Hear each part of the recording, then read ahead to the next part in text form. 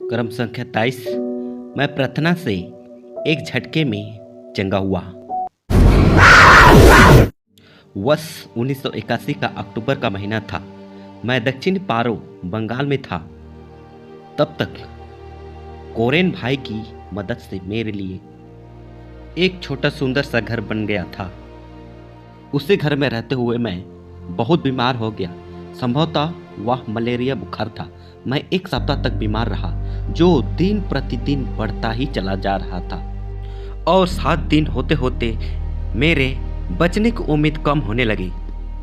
कोरेन और उसकी पत्नी ने जब देखा कि मेरा हाल बहुत खराब है, उसी रात कुछ भी हो सकता है, उन्होंने 2 और लड़कों को बुलाकर मुझे उठाया और अपने हथेली में उठाकर अपना घर ले गए।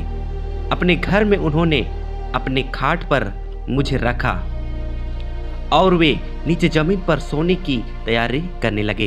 इस बीच कोरेन रभा बड़ी बेचैन था कि वह मेरे लिए कुछ भी नहीं कर पा रहा था। वह बार बार मुझे निहार रहा था। तब उसने कहा, मास्टर जी, क्या मैं आपके लिए प्रार्थना कर सकता हूँ? वे मुझे मास्टर जी करके संबोधित करते थे और तब एक मैं उनके परिवार का हिस्सा बन गया था। हम लोग आपस में एक दूसरे को प्रेम करते थे। उनकी पत्नी मुझे बड़ा भाई मानती थी और बच्चे बड़े प्यार से मामा पुकारते थे। जब उसने कहा कि क्या मैं आपके लिए प्रार्थना कर सकता हूँ, तो मैंने कहा हाँ। यहाँ पर ध्यान देने योग्य बात तो यह है कि तब तक कोरेन कभी भी औरों के लिए प्रार्थना नहीं किया था।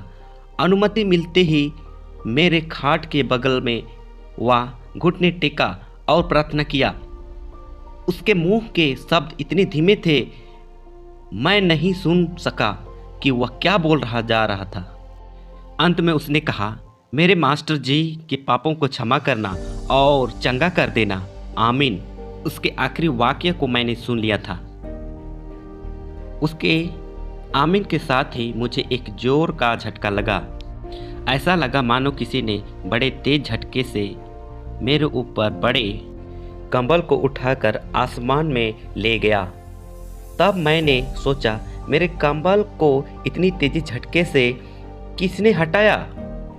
इस प्रकार हटाने की जरूरत क्यों पड़ी? आदि आदि। यह सोचते हुए मैं उठ बैठा और तब जाना कि मेरे शरीर से सारा बुखार और कमजोरी सब चली गई।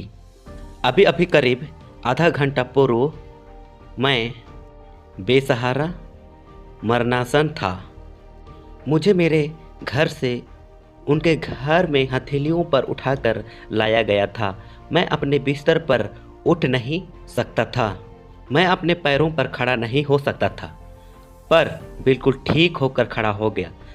उसके बाद उस रात मैं अपने कमरे में नहीं गया, पर वहाँ काफ़ी रात तक प्रभु की सामर्थ्य की चर्चा करता रहा। प्रार्थना मानव जाति को दिया गया परमेश्वर का एक सशक्त हथियार है।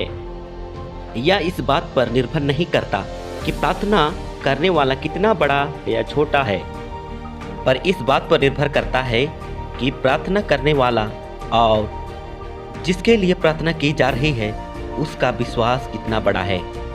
इस घटना में एक साधारण अनपढ़ और बिल्कुल एक नए विश्वासी ने अपने पादरी के लिए प्रार्थना की, जिसका जवाब उसी समय सामर्थ्य के साथ मिला।